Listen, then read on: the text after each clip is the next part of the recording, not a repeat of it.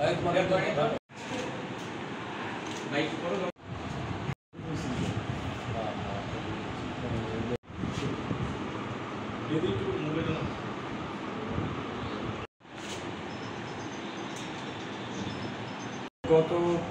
29 তারিখে আমাদের কাছে জনৈক মারুফ হোসেন, যিনি ভিকটিমের স্বামী, তিনি এসে আমাদের কাছে সাহায্য প্রার্থনা করেন এবং উনি বলেন যে ওনার স্ত্রীকে গত 23 তারিখ থেকে পাওয়া যাচ্ছে না। এই ব্যাপারে তিনি আমাদের পিবিএন আমাদের সহযোগিতা কামনা করেন। তো ঘটনাটি আমরা অত্যন্ত গুরুত্ব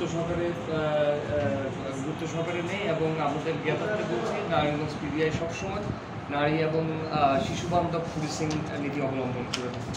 তো বিষয়টি আমরা জানার পরে আমরা সাথে সাথে তাদের ভিকটিমের ফ্যামিলি তাদের সাথে কথা বলি এবং আমরা জানতে পারি যে এই বিষয়ে গত 23 তারিখে সোনারগাঁ থানায় একটা জিডি হয়।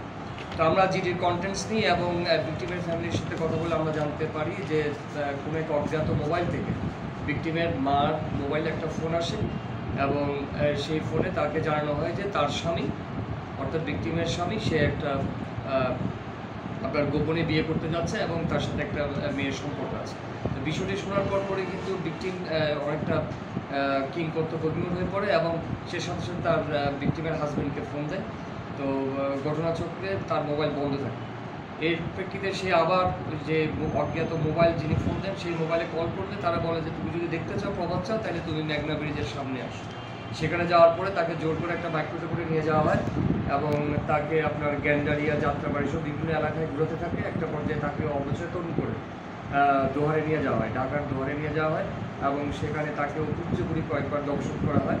দর্শন করার পরে কয়েকদিন পার হয়ে গেলে তারপরে যখন ভিকটিমকে দেওয়া যায় না বা ব্যক্তিকে কনভিন্স করা যায় না, তখন তাকে জোর করে আপনার ওখানে বিয়েও করা হয়, বিয়ে পড়ানো হয়।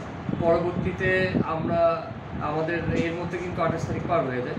তো আমরা গত 29 তারিখে আমরা আমাদের প্রযুক্তি এবং অন্যান্য লোকাল সোর্সকে ইউটিলাইজ করে আমরা ভিকটিমের লোকেশন আইডেন্টিফাই করতে সমর্থ হই এবং ভিকটিমকে আপনার পুস্তকগুলো থেকে মুমূর্ষু অবস্থায় উদ্ধার করা হয়। এরপরে পিবিআই নারায়ণগঞ্জে আনার পরে তাকে প্রাইমারি ট্রিটমেন্ট দেওয়া হয়।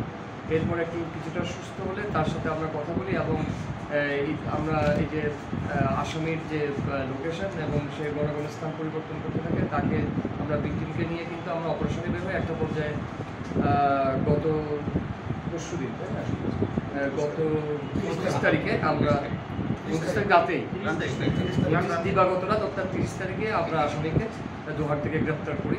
তো এটা যেহেতু জিডি ছিল একটা, আমরা এই বিষয়ে আপনার সোনারগাঁ থানায় কিন্তু 7/9/30 এ ধারায় নারী ও শিশু নির্যাতনের আইনে মামলা হয়েছে। মামলাটি আমরা পিবিআই আমরা সহযোগে গ্রহণ করেছি। এই মামলা আমরা তদন্ত করি। তো ভিকটিমের অবস্থা কিন্তু এখনও একজস্ট অবস্থায় আছে, তাকে ট্রিটমেন্ট দেওয়া হচ্ছে, তাকে মেডিকেল করানো হচ্ছে। তো আমরা বাকি যে আসামিগুলো তাদেরকে গ্রেপ্তারের চেষ্টায় আছি এবং ইতিমধ্যে আপনার আসামিকে 3 দিনের রিমান্ডের প্রেয়ার দিয়ে আদালতে প্রেরণ করা হচ্ছে। রিমান্ডে আনার পরে বিস্তারিত জানা যাবে এবং মামলার যে মূল রহস্য সেটা আরও মনোগ্রাহী করা হবে।